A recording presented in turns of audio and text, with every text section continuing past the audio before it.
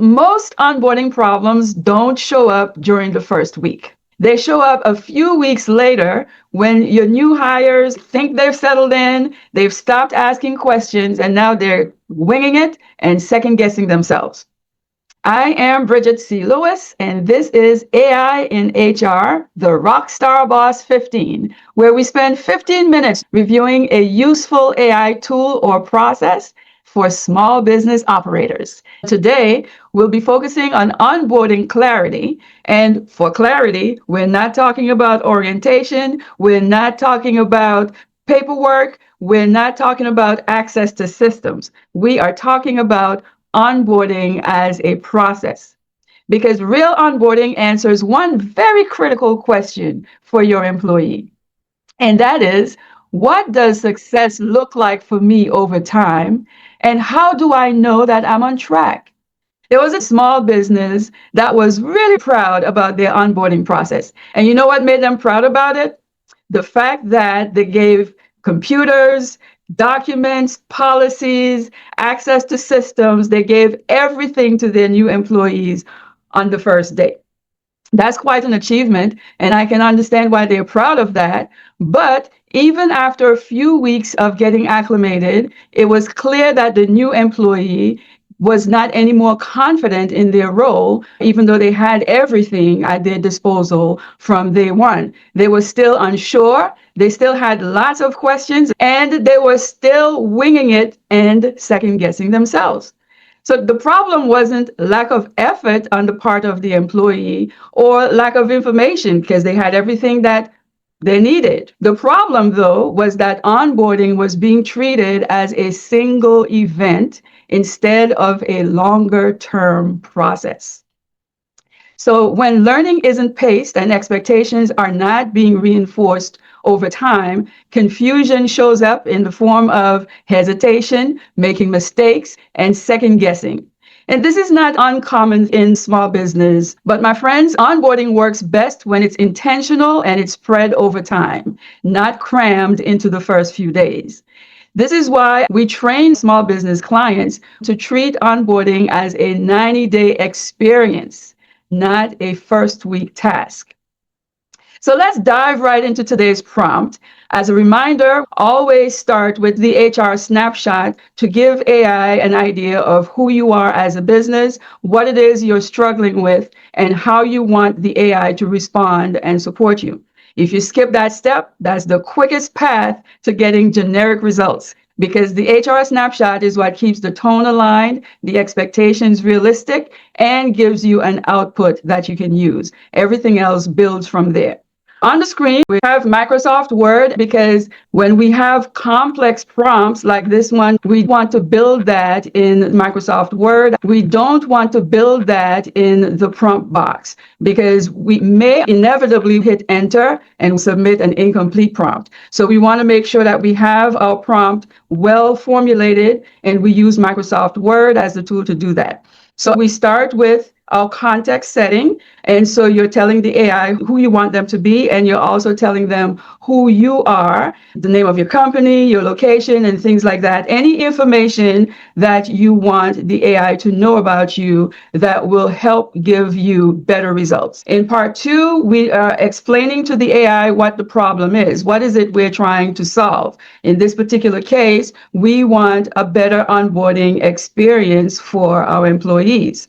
And then in part 3, you're going to tell the AI what the output is you want it to deliver to you.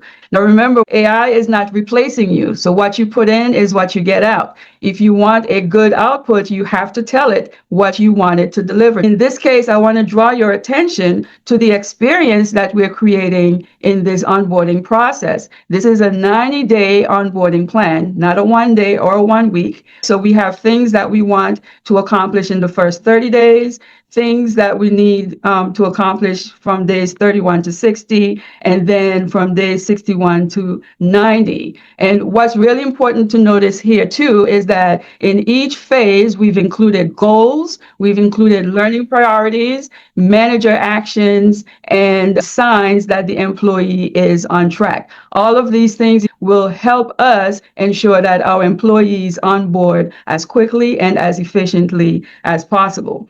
Also, we want to give the AI some important guidelines, whatever those are. In this particular case, I'm saying to the AI, we want simple, practical, and realistic outputs. We want it written for a small business. We want to focus on clarity and pacing and consistency. And we want the output to be presented in a clean, easy to read format that a manager can use immediately.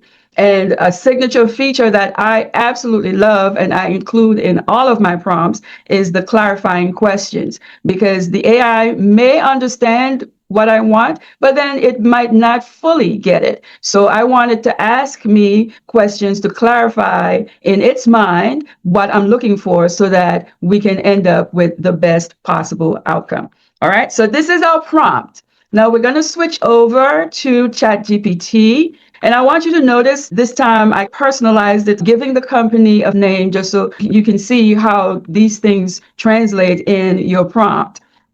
So we are Tasty Bites Eatery. We're located in St. Simon's Island. We're in the restaurant industry. We have 8 employees, and the role that we are trying to onboard is the host, hostess. I'm just trying to mix it up because we have lots of different types of small businesses. The rest of it is exactly as it was in the prompt that I just shared with you. And so that all has been dropped in. So now we are going to hit enter or click send so that the AI can begin doing its work. It usually thinks for a little bit and then it gives us a detailed output based on what we have asked it to do. All right. So be aware that this is not a policy. You don't get the AI to spit this out and then hand it to your new employee. No, it's a roadmap for you, the manager, to help you through onboarding your employee. You can use this information to guide your check-ins with your new employee, to normalize the learning curves that this employee is experiencing on the job, and also to anchor any of your performance conversations. So you see it broke things down by the first 30 days, and then days 31 to 60, it outlined everything that we asked it for: goals, skills, training opportunities, what do I do as the manager, and what are some signs that the employee is progressing. And then day 61 to 90, it has this nicely outlined for us. All right. Good onboarding doesn't mean more information or access to the systems up front. That's wonderful if you can do that, but it's not the beginning and end of onboarding. And good onboarding cannot be completed in one day. It's a process that needs clarity and expectations that are being reinforced throughout the process. All right. And there you have it, my friends. We're going to continue this journey of clarity by building on this onboarding process, focusing on expectations and accountability and how to use AI to help us create the tools that we need